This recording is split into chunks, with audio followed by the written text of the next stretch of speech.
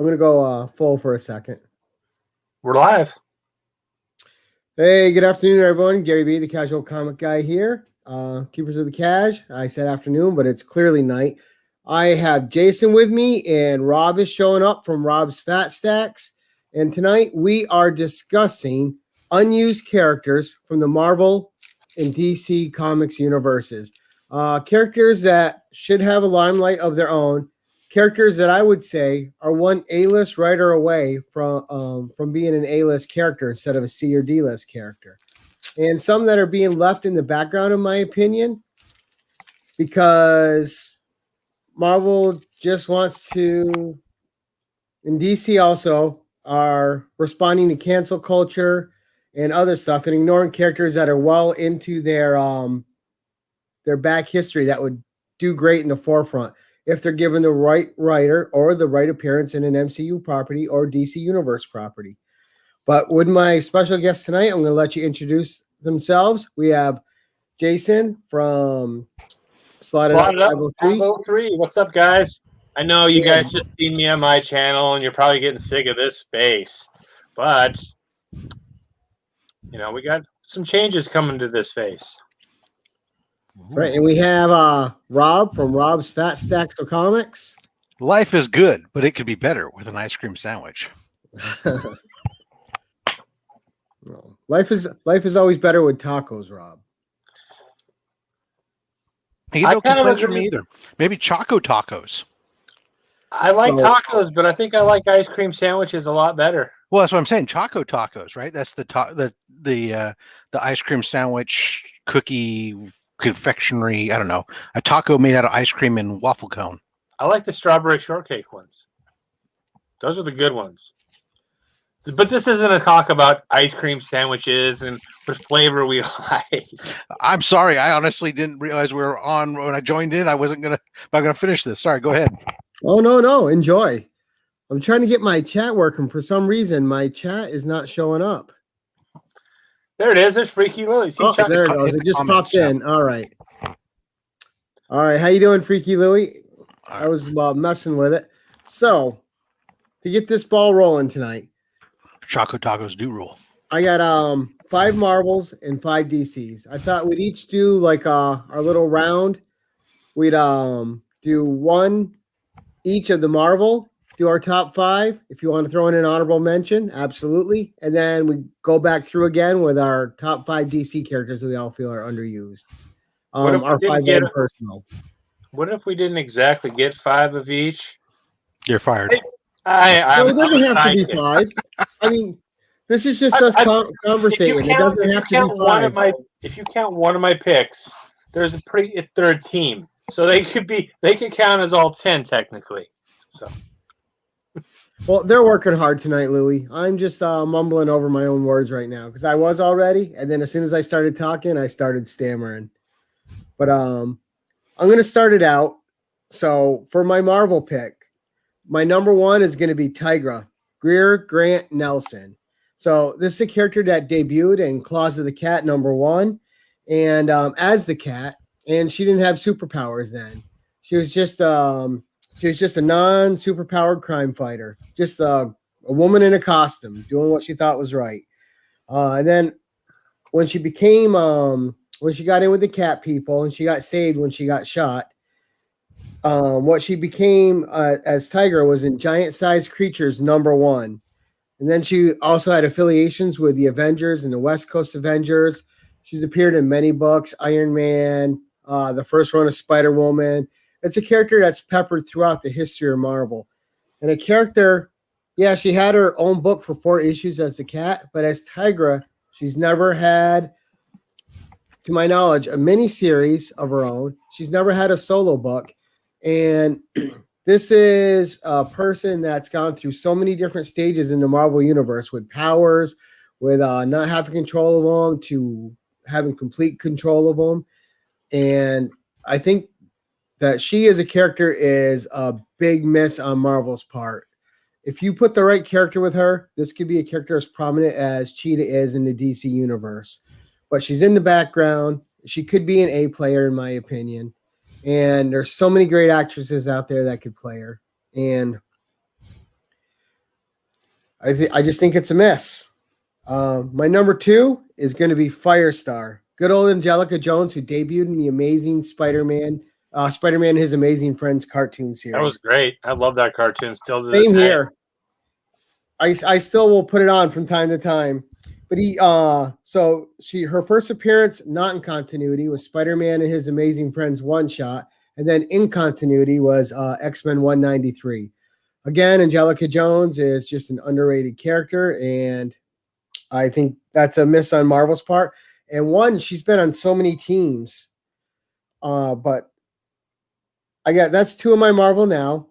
And I'll circle back because I don't want to take up the biggest chunk at the beginning. We'll circle to one of you guys, and we'll just keep going back and forth and having a conversation about characters. So I'm going to drag you over, and why don't you go ahead, slot it up, and give us a couple of your Marvel picks. Well, one of my main ones really is, granted, he's in some of the movies. Was actually just in WandaVision, right? Quicksilver. I just think he's very underutilized. Like, I think they could have done a lot more with him in the movies. I think they could do a lot more with him in the comics. I think he's a really cool character because I'm a huge fan of the Flash, right, in DC, and he's basically the equivalent of the Flash in Marvel. So he's one of the ones that I think are very underutilized. What about Alpha Flight? The Canadian Avengers. They got some pretty cool characters. I remember They certainly do. That was the group I was talking about. Like, I remember as a kid loving, was his name Sasquatch? And then there's the little short guy, Puck. That whole team was pretty cool. And, you hear all the time about the Avengers and the X-Men and all these other teams. Alpha Flight was pretty up there. They're a pretty powerful team in their own rights. And you don't get much more Canadian than being called Puck. No. Right. Alpha Flight was one of the comics back in my childhood that I really enjoyed. And then do they have a new Alpha Flight? Rob, you would probably know. I don't believe there's a current Alpha Flight in run. Well, no, I don't even know when the last one was. Probably the 90s. I think so. So there's a couple for me. Now, Rob, tell us why they shouldn't have their own. Exactly, right. It's like, these, first of all, with Marvel, there's a billion teams, right? And these teams comprise of countless members that come and go because they're trying to utilize some of these characters. But these characters don't have staying power. This is why they're not really underutilized. They're just not utilized. Because you can be interested in one of these characters for a little bit, and yes, these types of characters are great for us to maybe have somebody come in and do a short run with, and then go away. But for example, Stingray for Marvel or Wonder Man. You might read a short story that's done well, but nobody wants to read an ongoing series over the course of years about Wonder Man or Stingray or Deathlock. If they did, when these characters had been given these their own stories, people would have been buying the books. I agree on some characters, on some teams, but there are some.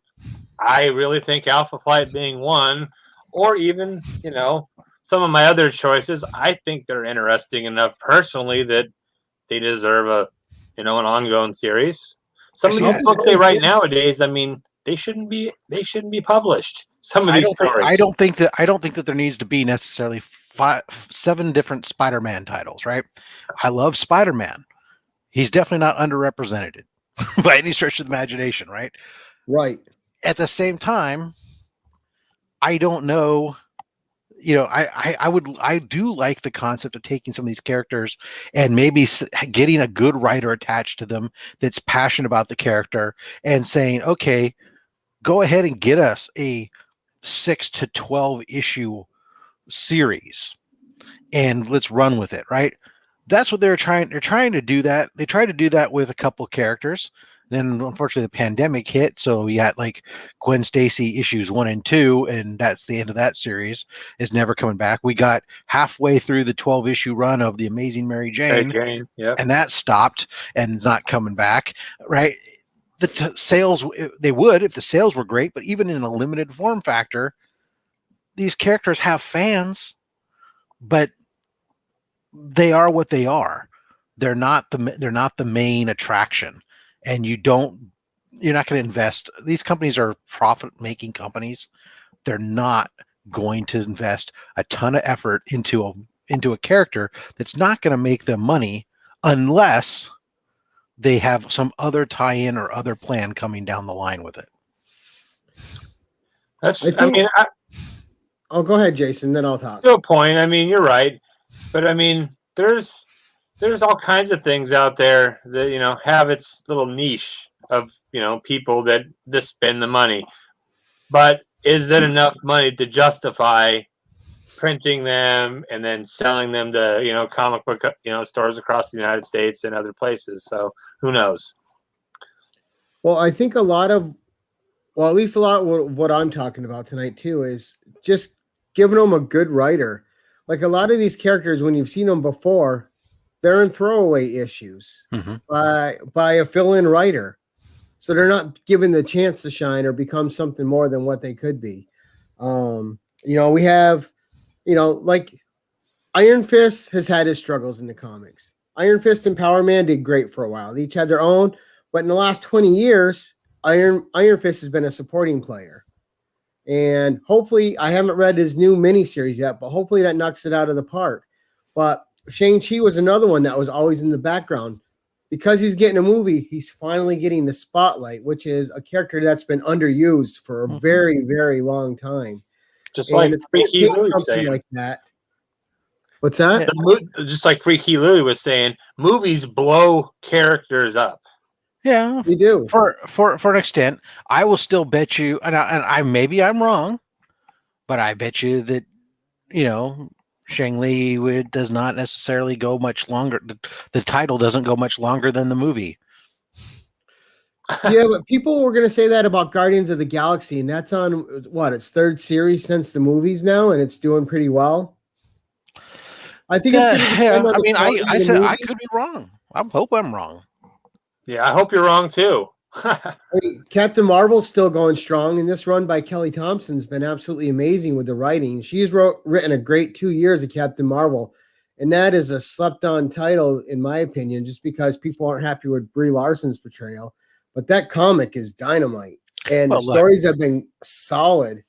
We know that I can be wrong because I say that who the hell would buy Conan and Red Sonja, but he's sitting right here, and the title has more freaking number one, nor more story. But I will give you this from what I can infer. I have never read a single one. Free admission. I'm making this pure assumptive based on the whole genre. But what does appear to be good with them is it doesn't seem to be that there's really an ongoing series, but it's a series of stories, and then the next series of stories. Am I correct in that, Gary? They have their own miniseries, but Conan the Barbarian right now is an ongoing title. So that's on issue. Savage Avengers right now is an ongoing title that's featuring Conan. That's issue 18 just came out. Conan the Barbarian's on issue 18 or 19 now. So that's a regular. They did a Savage Sword of Conan 12-issue run, and now they're coming out with different miniseries, like Jason Aaron, who wrote the first Conan the Barbarian arc, the first 12 issues, the life and death of Conan. He is paired up with the same artist, and they are doing a run called King Conan, bringing that title back, and that's going to be a 12 issues. But so they do have an ongoing, but then they have like satellite stories around them that are right. That is are Red Sonja, does she have a regular ongoing, or is it just a series of shorts? She has a regular ongoing. A new creative team takes over on issue 25. It was the same writer, Mark Russell, from 1 through 24, and he's done a great job. I'm hoping the next writer picks up and does a great job as well. Because I do. I'm sorry. Go ahead. Oh no, But you're right in the sense that they do flood that age with a bunch of different stories, and all those side stories can be confusing because they'll take place in different times of each character's career. But they have a lot of people who are interested in that, which is good. I mean, but I think that's really good here is the opportunity to take a similar type of story with some of these characters. Like if you take to our DC side for a second, right? The strange adventures that's going on right now, right? We have a 12-issue series, and it's revolving around Adam Strange, or we got Mr. Terrific. These are definitely characters that are typically would be associated as underutilized characters in today's age, right? Adam Strange does not have an ongoing series any longer because the space race has been long over. And that series is great too. Right. But we have a definite start and an end to go to it, and it's good. And I think that for some of these characters, that's the way it needs to happen. Is we need to have a character, a team that's interested, that's going to has a short, defined story that can bring focus to them without necessarily going to an ongoing story. Even Venom started off that way, with multiple limited series over until there was there are some wheels to this. We can start doing these others, low budget comic and things. Yeah, I mean. That's a whole different conversation about restarting and stopping title numbering in order to get a number one to sell. But I do think you make a good point about the limited series, because that gives a writer a definitive path. You don't have to worry about fill-in issues. You can plot out a story beginning to end and actually spend proper time doing a good development on a character. But before we go down too much of a tangent, let's throw a couple. I saw more Marvel characters. Let's throw a couple DC characters out there that we'd like to see, especially since there's been a lot of DC ups and downs lately. But what are a few characters that could give them some more ups? And hey, how you doing, Jib? So one of my picks is going to be Etrigan the Demon. Jason Blood, good Jack Kirby creation. First appearance, the Demon #1 in 1972. You had Jason Blood, who was a knight in King Arthur's court. You had this demon who was, if I can remember, he was the half-brother of Merlin, right? And Merlin attached him to Jason Blood. Yep. Years later, Jason Blood finds a poem, a rhyme that lets him transform into the demon, and then it's the back-and-forth battle. And then another cool character, which I think has unlimited potential with DC, and I just learned about this character this year. I'm like, oh, that sounds really cool. There's a guy called Resurrection Man, Mitch Shelley, who has probably the coolest powers I've ever heard of that can beat anything. He would do great on one of those DC shows on HBO Max.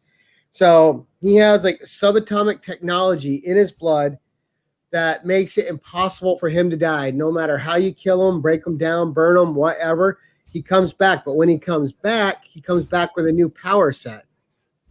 The old power set's gone. He comes back with brand new powers, I think related to the way that he died. And he's not limited to the one form, too. He can come back as Vapor, come back as Shadow, come back as a woman. So his powers are interesting.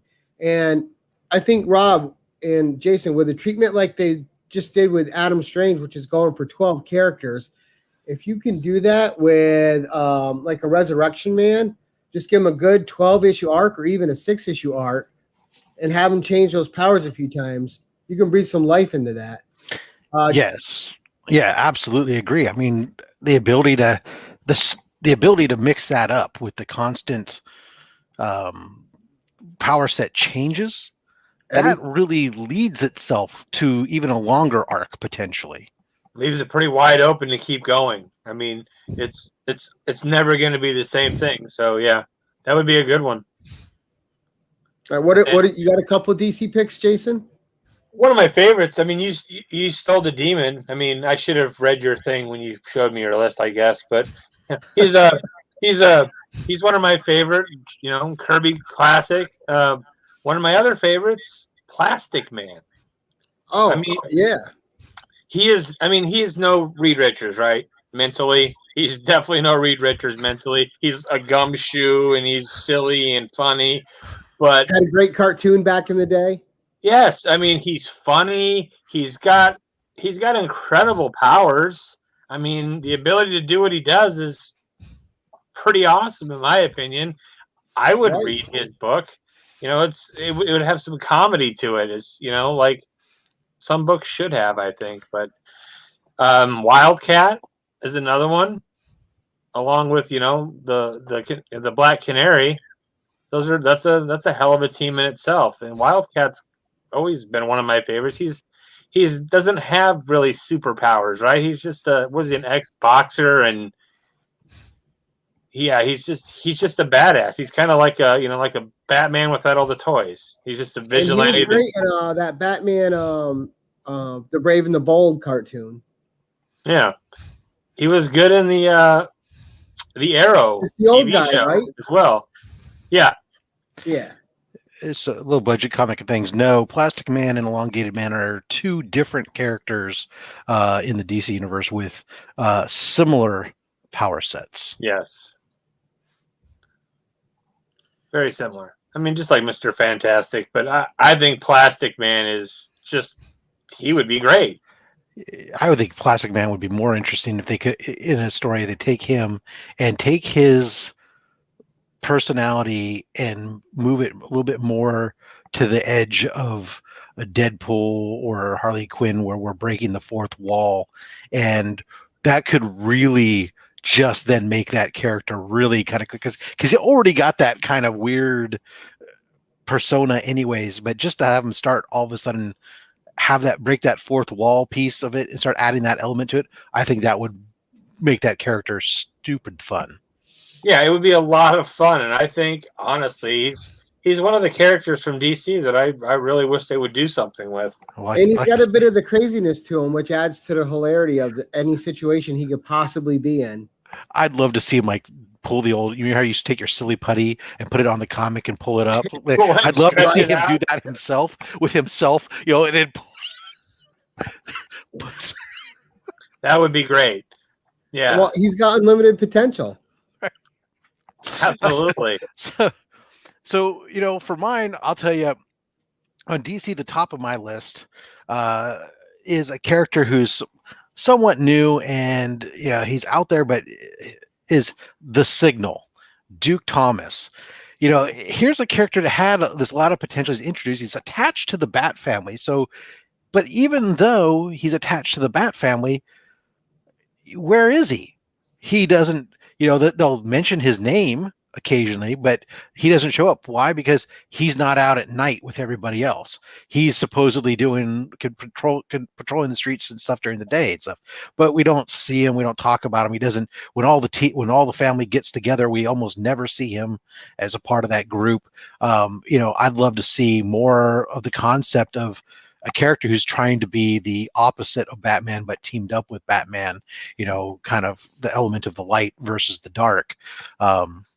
You know, and from the Bat family too, I'm a huge Cassandra Kane character lover, and I would love to, I mean, I'm glad to see her creep back up. I tell you, I love the new, I think it was towards the end of the New 52 run, the Detective Comics, where it was focused on all the other characters, and Batman would show up and he was a part of the story, but the book, the title wasn't focused on Batman. Instead, it was on storytelling with everybody, all these other characters. It was a much more interesting book to me, as with that ensemble.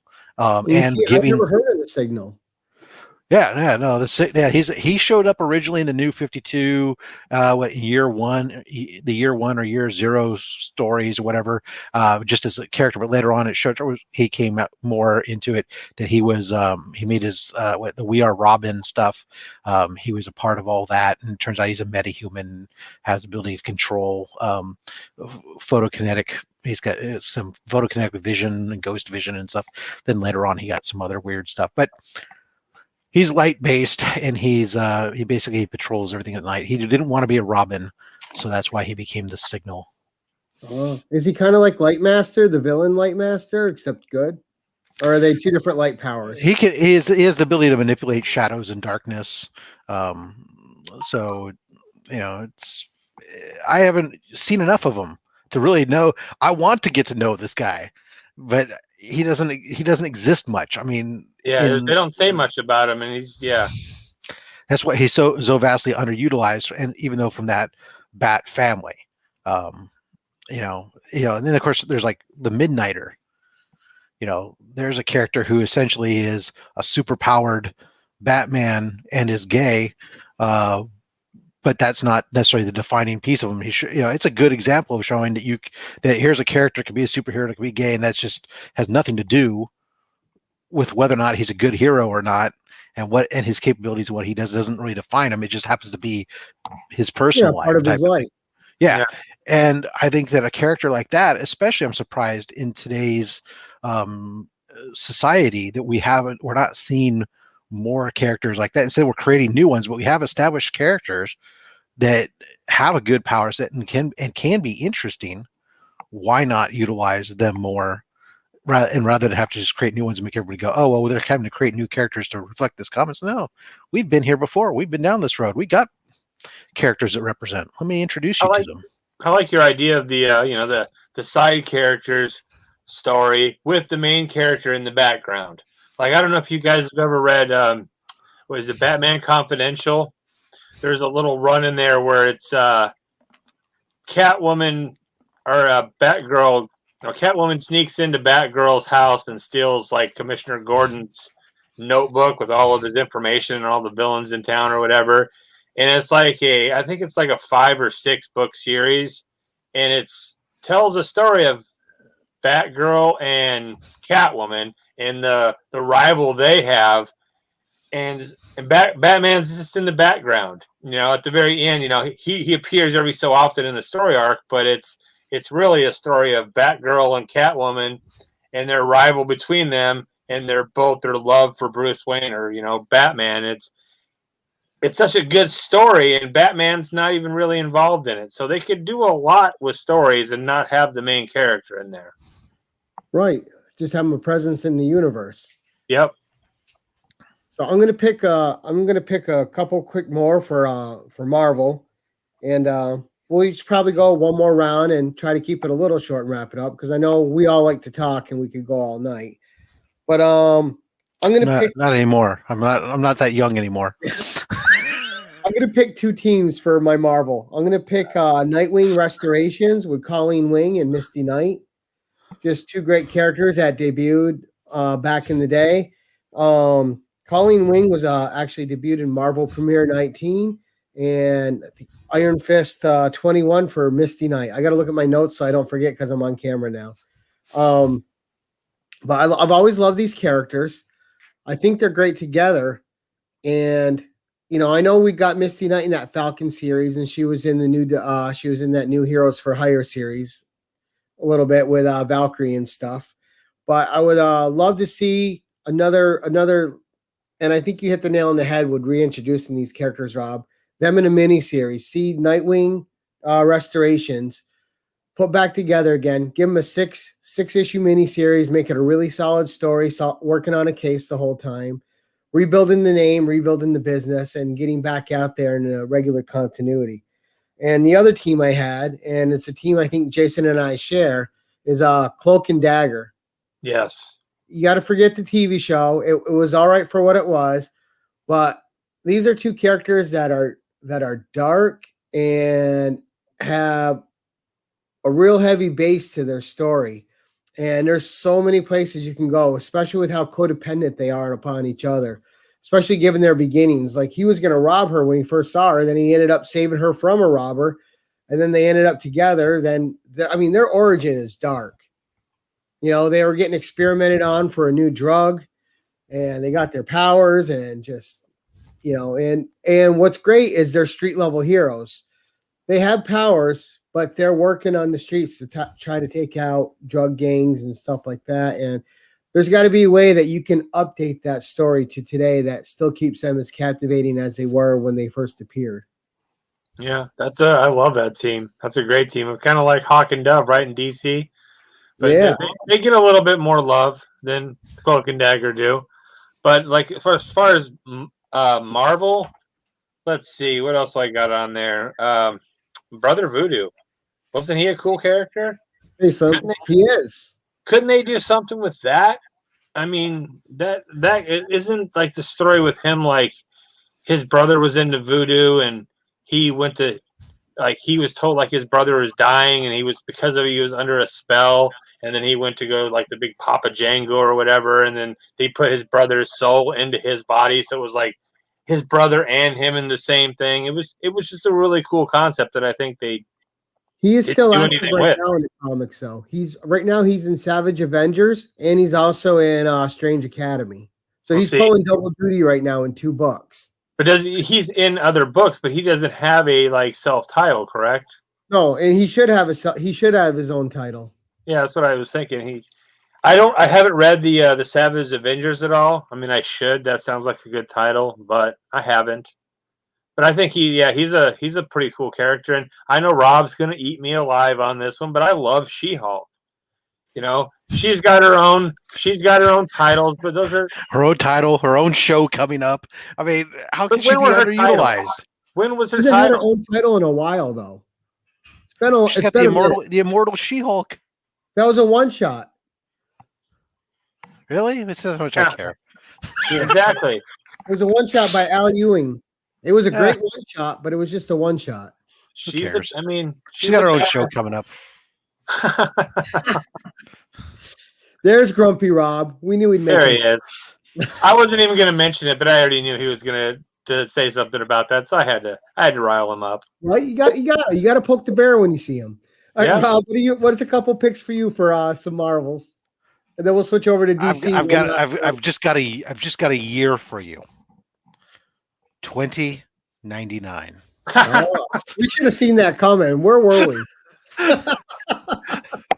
Now, I mean, Caught us Spidey sleeping, gets, Rob. don't get me wrong, Spidey gets a little love here. There, he shows up from time to time and he makes his bounce around, and he'll be coming up potentially here in the Edge of Spider-Verse movie.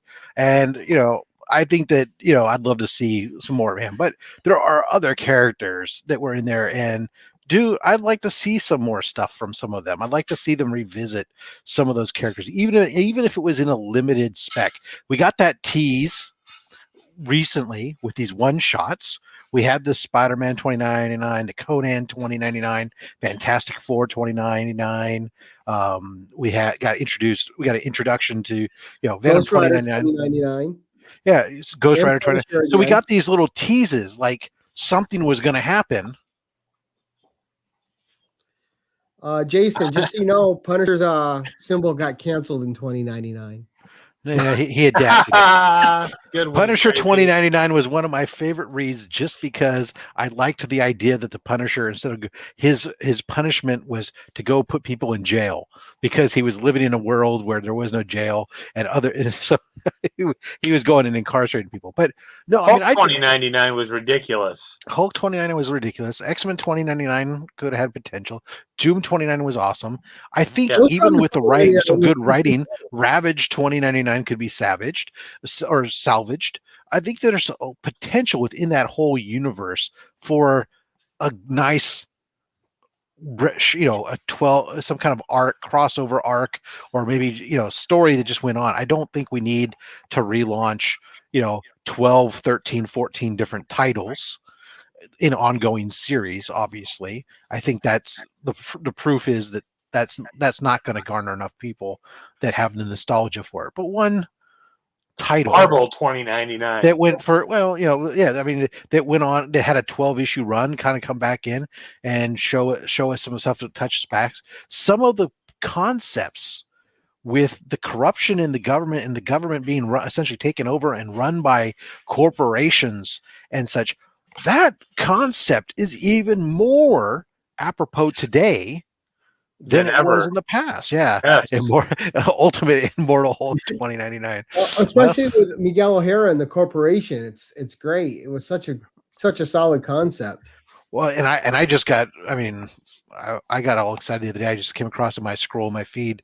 So it was basically, I didn't realize that for PlayStation, they had basically completely put together a 2099 video game that was weeks from being released and then got killed and never saw the light of day.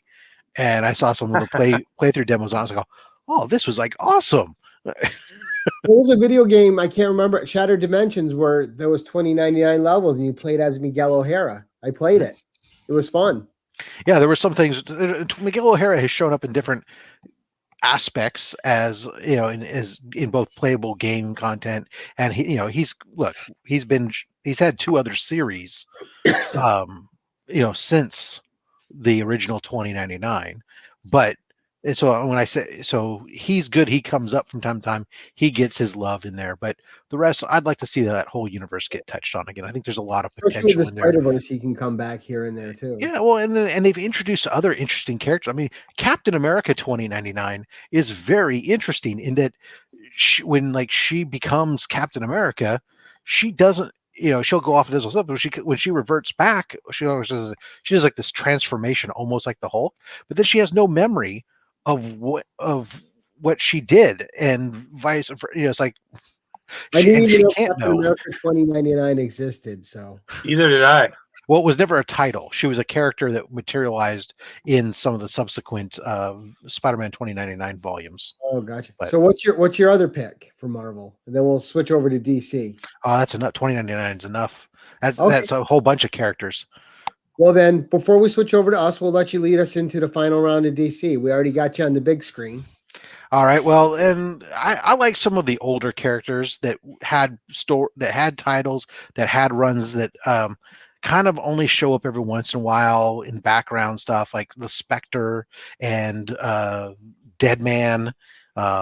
Even the Atom.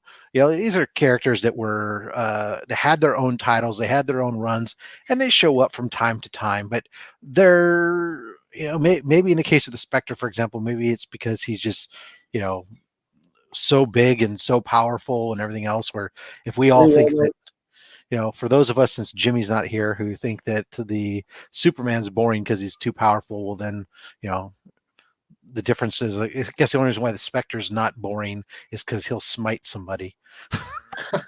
And he's got a cooler costume. Yeah, I mean, Yeah. and Dead Man's kind of fun. Kind of fun watching. Taking possession of people and all this other stuff. I wouldn't want to see an ongoing series again with any of these characters, but I'd like to see the treatment that's been given to like Adam Strange here. I am just so much in love with the Strange Adventures, this 12-issue arc, just because Adam Strange is a character that I liked from the past, and to see this is perfect, and this is the model I want to see applied to some of these characters, is a writer who's passionate about the character. It comes up with a well thought up story that has a start and a defined start and stop to it, and we're going to tell that story, and then we're going to be done with, and then it's going to done. Well, DC had to do one title right, at least.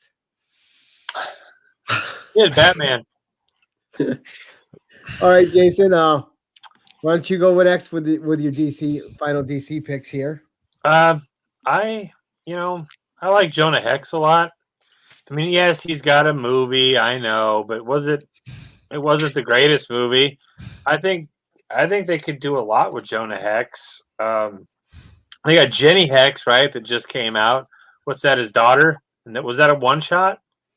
Do you know? I think it's a descendant down a couple lines. Okay. But I don't really know, but I think because she's in the modern world. Jonah Hex is in the modern, right? He's back. Yeah, he's back in the Western days. So he's won the question. Or what about even like Martian Manhunter? He's like one of the main guys from the Justice League, right? And I think he would make a great movie or a great TV show, or I think he would be like showing up as a second character, main character on a TV show like Supergirl, maybe. Yeah, just he's such a cool. Come on, Rob. He's way better than Supergirl. He's on Supergirl. He could have a good miniseries over. I don't know because I don't watch Supergirl. He's been on the show for 7 seasons. See, I wouldn't know. Who watches anything? Superman, Supergirl. It's all ridiculous. The super cow that gives super milk to the super chicken. Right, then there's Superboy and Super Lad and Super Dog and you know. Sorry, Jimmy. He's not watching this far into this anyway. Right. He'll skip through and just give us the highlights. I guess for DC, I had a couple. Well, as long as before you go, I just want to circle back to low budget comics and things. His Adam Strange comment with whether he was on Krypton show or not. To double back on Jason's statement, it's super something, and so who the hell watched it? Exactly. No idea. I didn't watch the show. I have no idea. Super nap. Super nap. Jimmy is unsubscribing to us all right now. Right? Yeah, I don't think he was ever subscribed to me. What are you talking about? Michael Cologne. Superman's his dude too. I had a couple. One of the ones I had, and he's kind of an adjacent character to a Marvel universe, but we see how well Vision's doing and how great Paul Bettany's doing the Vision. I think, and I know Red Tornado has been in a couple of the CW shows, but a proper Red Tornado miniseries, I think, could be incredible. He's in some of the cartoon movies as well.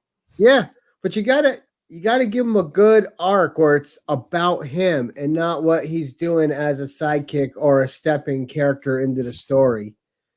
And I think Red Tornado could shine, or even pair him up with someone in a book and do that for 6 issues. I think Red Tornado is underutilized. I think they're too used in DC to keeping their side characters to the side unless they're related to Batman. And so many of these side characters, like I said, they're just one A-list writer away from being a next level character. Is it going to make them an A-list character? Maybe not. But it could take that C-list character and make him at least a B-level character where they're a solid performer.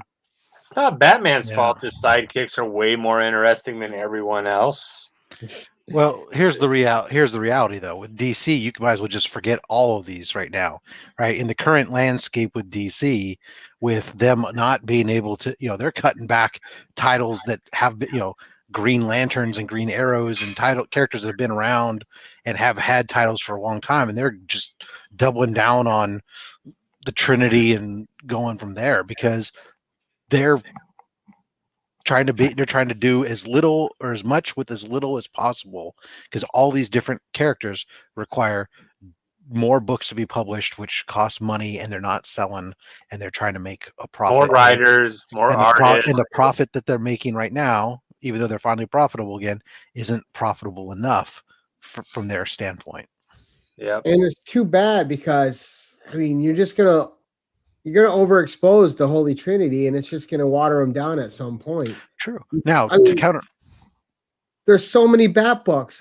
Literally, when I go to my LCS and I help them out, I'm moving stuff down. I'm getting it clear form. There's literally like 11 or 12 Bat books. It's only going to get worse because right now you're already double publishing. Twice a month you're doing Batman and Detective Comics, so you have twice as many of that. Even though it's 2 titles, it's really 4. Because it's twice a month. But now you got Dark Knight's releasing again. You got Batman Urban Legends, you got Joker, you've got all these, because they're doubling down on it. Now, to counter my own argument of saying that DC is never going to do any of this because they're trying to save money else, if they did want to expand their digital domain and their products with their short stories or trade paperbacks, perhaps that's the avenue to take with some of these characters, where you can basically say, look, you get a trade paperback for this character. It's gonna be a one single self-contained book on this character, where you can have a digital run that will release as a trade paperback later, after it was digital first and trade paperback, but it's never going to get printed in individual issues. And then you're going to hear all the collectors cry about it though, because they want the flop. If the collectors made them money, right? They'd be rolling in it. What do you guys think about Donna Troy, Wonder Girl, the original Wonder Girl, not the Cassandra Sandsmark that's out now? I don't know anything about her, so I don't know how good or bad she is as a character. But I would love to see Donna Troy. I know she was just in the Titans show, and she was great in that. But I think that's a slept-on character too, especially when everyone's scrambling for strong female characters to lead. Donna Troy could step up, and of course she's Troyan now, not so much Wonder Girl. But there's a character with great potential. I honestly got nothing for her because I know of the character, but I don't read any of that. So I just know her from, honestly, Gary. I just know her from Titans. I don't really read Wonder Woman, or if it's not Batman or Nightwing or a Bat universe in the DC. I mean, there's not a lot. Yeah, I don't read a lot of that other stuff. I mean, I wouldn't mind reading Flash, but Flash has really gone downhill lately as far as the writing. So, and she had a great miniseries, 4-issue one, back a bit, where it was after her death, but she was brought back as a god, and they were the gods that she was teamed up with were manipulating her because they wanted her to have her help them create another universe where they ruled omnipotently, and she ended up fighting to get her memories back. She ended up fighting the Titans and almost killing them until they were able to help her restore her memory because she was so powerful. She was just whooping them. And that was a great little 4-issue series. I'm like, wow, this character's got potential, which is what I saw her a little bit. I mean, she was hanging out. I saw her. The most I saw of her was a couple of issues I flipped through, really not really deeply reading, when she was hanging out with Red Hood and Bizarro and doing their kind of dark trinity for DC, running around doing stuff. But again, I didn't really read it, despite the fact that it was Bat Tangent, because I just don't have the time. There's just so many books out there. We don't all have the time to read them all, but I mean, Right.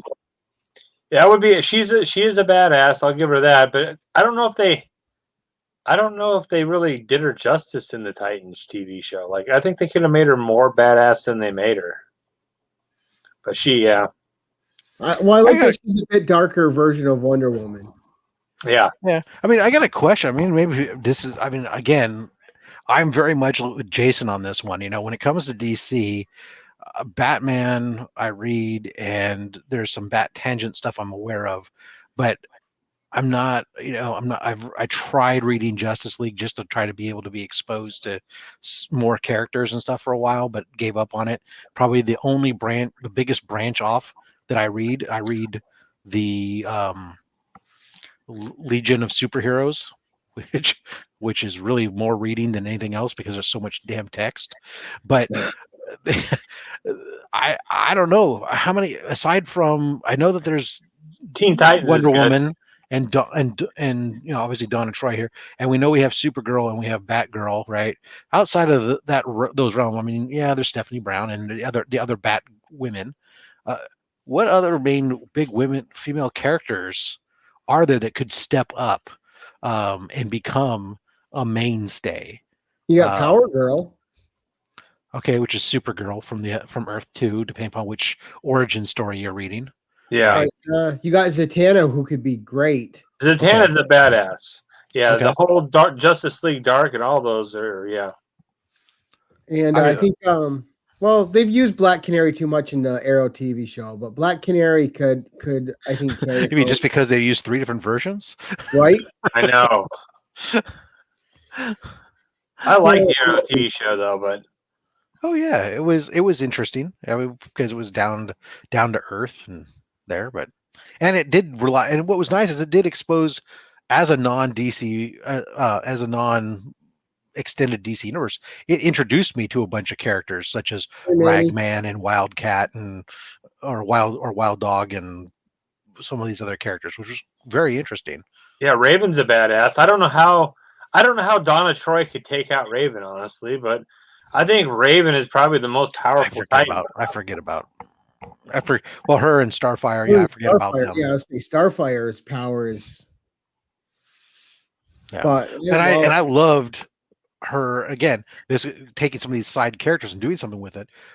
The whole Red Hood and the Outlaws, whether it's the version that was with Donna Troy and Bizarro, or whether you had the version that was Red Hood and Arsenal and Starfire, I enjoyed, especially the with Arsenal and and Jason Todd. I dug those two and their bromance that they had going on during that time. I thought it was a great set of stories that were going on there.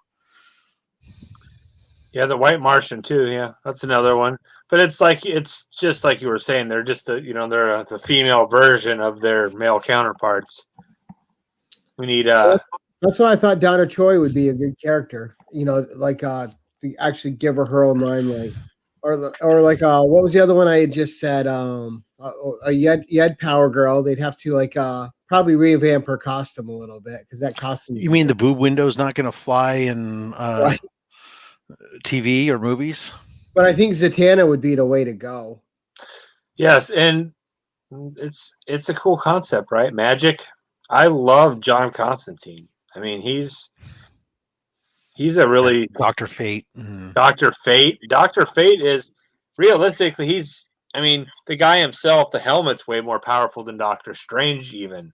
But the Dr. Fate is a really cool DC character that I should probably read more of, but I love him in all the cartoons. And if you ever watch that Dark Justice League movie, Zatanna was great in it. Really put Constantine in his place a couple times. Yep. But again, just an underwritten character. Too many people are focused on the costume and not the character. Well, we're talking about Power Girl. Is that what you're saying? Well, you guys know the origin of all that. Well, and Zatanna too, with the. I mean, basically, her and Black Canary both got the fishnet. Yeah, well, I mean, the whole thing with Power Girl though was actually quite funny. I mean, if you ever saw the origin story, history of how that all came about, was the original artist, one of the artists that got put on it at one point in time was a guy who used to do basically adult cartoons. And so he was known for drawing very heavily chested women, and just decided at one point to every issue keep making them bigger and bigger and bigger to see if anybody would notice, until they finally got to the point where DC told him, no, you got to stop. And that then became the size. Well, I guess Dagger's costume was kind of risque back in the day with the dagger cut out. Yeah. Especially too, because she was a teen character. Yes. Yeah. Well, that becomes a whole. Well, let's just be honest.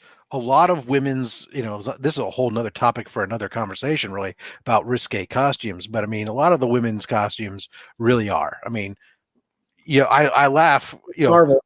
Well, not just Marvel. They're all guilty. But I mean, like you were talking about the Red Sonja a while back, where she had her armor got damaged, and she had to go back to her original armor, chest armor or something. And I was like, oh, what kind of lucky hit was that managed to hit her just on her armor to only do the damage to her armor? Right.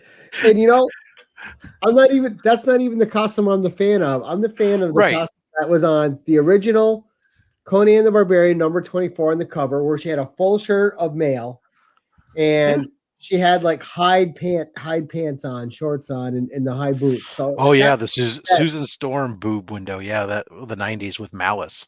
That was that was super risque, because that was a mom. Yes, right. That's somebody's mother. And I'd love to see a proper speaking of Marvel getting into the X-Women, I'd love to see Polaris show up and just be a good character in the Marvel universe. Man, when I was growing up and I was reading the old X Factors, Polaris was my favorite character for a minute there. They were writing her so good back then. She was powerful. She was a leader. She was tough. And I don't know. I haven't heard. I'm sure Polaris is in the X books now, but the X books are just too much more for me to keep up with.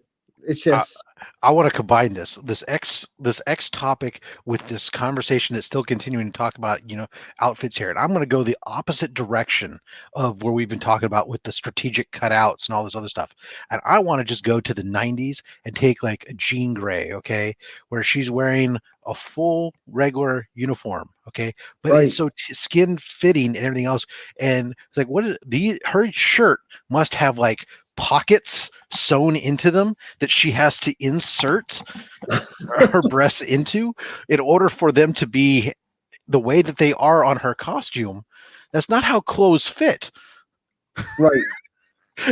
Well, the 90s was the worst for that. We're just drawing naked people, then putting some coloring on top of it, and then calling it clothes, calling it clothing because we want to show off ridiculous muscles and features and make them super sexy. And then we get to the point which drives me crazy is then when we get some of these characters that are drawn properly, whether it be there was a couple issues Frank Cho did with Harley Quinn where she had a proper body proportions and people were saying how thick she looked and all this other stuff, and I was like, no, she's properly drawn, for goodness sakes. Or then I see like there was some Ji Hung Lee put out some ASM titles recently, 48, 49, 47, 48, and 51 with Spider-Gwen on the cover, and a lot of people were going off about the fact, oh, she's flat-chested, nah. It's like, dude, she's a teenager. Why are you even thinking like that you've got to sexualize her and everything else? Why can't just be a character? I mean, for God's sakes. Sorry, I took us way off topic of underutilized characters, and I will shut up now. Sorry. No, but it's a good point. I mean, and it's been proven you got popular characters that they don't have to do that to. Like Jubilee's a great character. You recognize Jubilee instantly with her yellow raincoat. Boom. That's Jubilee. You see the sparkles, but there's great stuff. Even Rogue, I think they added a jacket to Rogue, but in the 90s they were going crazy with Rogue's costume. So I think next week's topic we're going to talk about freaking costumes, Jason. There you go. Next week on Sidekicks Talk Comics. We Captain Marvel's new costume, which is a great costume. And I'm a fan of the Miss Marvel costume back in the day because I like the way they wrote Carol Danvers in that series. Like she was tough. I mean, she was fighting aliens and sorts of stuff and just kicking butt, and she had self-doubt and stuff. But when you talk about Miss Marvel back in the day, all everyone talks is about the black costume with the bolt on it. They don't talk about what the character actually did in the books. And those books are fantastic. You mean you read the comics? I read them more than once. I know. What? I have to read something to know what it's about. I can't just look at a cover and judge it based on what I see and my own thoughts. There's a comment right from an artist right there. Spandex is easier to draw. Yeah, but even spandex doesn't fit like some of those costumes. Right? Someone should draw. Is the prototype should do a comic book with a realistic picture of a realistic person in a spandex outfit, and let people know what people really would look like in those outfits. Fabric goes across it, like Jack Black. Have you guys seen Jack Black in his Spider-Man outfit? That's what people really look like in spandex, people. It's not the stuff you see on the front of these comic books. Oh, Jack Black. That's what people really look like in spandex. I'm sorry to. You can't. Yeah, I don't think I've ever seen somebody's 6-pack abs through spandex. Or their 12 packs. Right. Especially through all those pouches. Got together, they didn't pan down on Spider-Man. All right, we've gone on a tangent.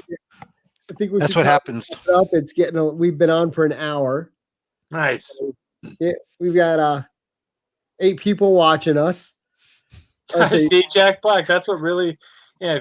If you guys aren't watching, if you're not subbed up to Jablonski Games on YouTube, Jack Black is fantastic. Yeah. He does. loved him in Tropic Thunder. I loved him in everything. Even back when Thunder, his so good. Tenacious D days, Yep. Karate, I'll kick your ass. He was good. Here to right over there. But anyway, guys, thank you very much for coming on the channel and just having a nice, relaxing conversation. And just talking about nerdy stuff we all like and some underutilized characters. Who knows? Maybe some of the ones we like, we'll see it on the DC app, HBO Max, or in a Marvel Disney Plus show. It's certainly possible. Everything's fair game these days. But all right, let's close it out. Rob, give your close. Until next time, collect what you want. Don't listen to anybody, especially us. At least two of us are fat men with fat stacks of comics and a fat opinion. Jason. Slide it up, comic book world. And ladies and gentlemen, thank you for anyone that hung out with us and enjoyed our silly conversation. And until next time, keep it casual. I'm guessing I was that other fat man, Rob. Wow, Gary got out quick. Gary's like this. So We're not even. We're still live, aren't we? I We're don't still know. live right now. Oh well, and I just swore like a dog. Yeah, I Way to went to leave the us, end Gary.